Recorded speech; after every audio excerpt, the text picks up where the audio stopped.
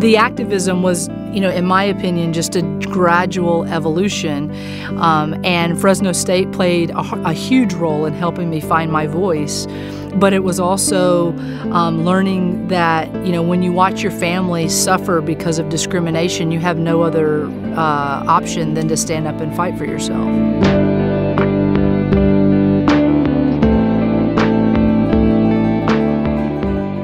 I have a beautiful vision of what I believe marriage and commitment and, just a lifetime together is about. I feel like everything that I had worked to try to fight to make sure was going to happen and would be instilled not only for me, but anyone else that has that fairy tale dream of what love and marriage can be like can also work to have that same right and privilege.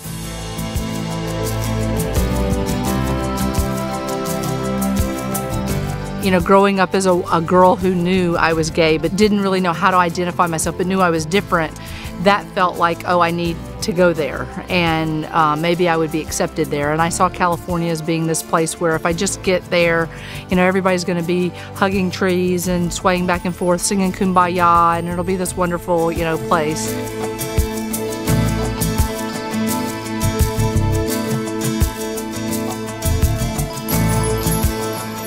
At that time, I'd never stood up to fight for myself. I'd always been fighting for these other people and all these other groups.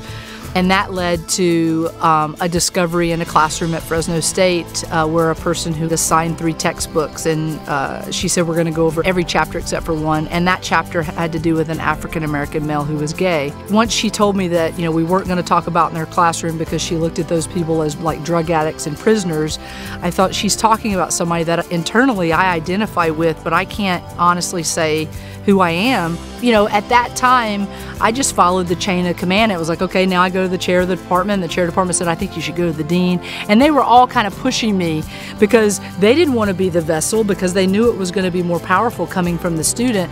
And it went all the way to John Welty.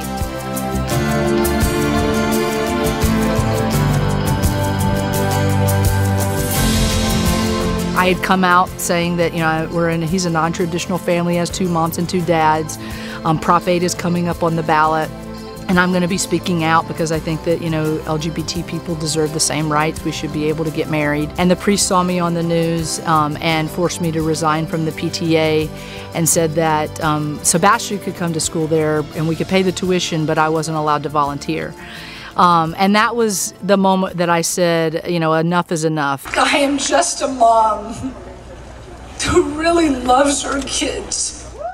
I just said I'm going to do whatever it takes. So I planned a march on Fresno, which was called Meet in the Middle, which had over 7,500 people in downtown Fresno. And then that led to a call at that event for a national march on Washington, which led to 250,000 people marching on Washington. And years of activism that have finally led to shaking the president's hand and watching Don't Ask, Don't Tell repeal and marriage rights across the nation. When I look at my kids and they say where they want to go to school, when they tell me they want to go to Fresno State, there's pride that comes with that, because not only because I'd love to keep them close, but because I have a deep appreciation and affinity for my alma mater. And I believe that they provide a sense of pride for the Valley that only a school like that could provide.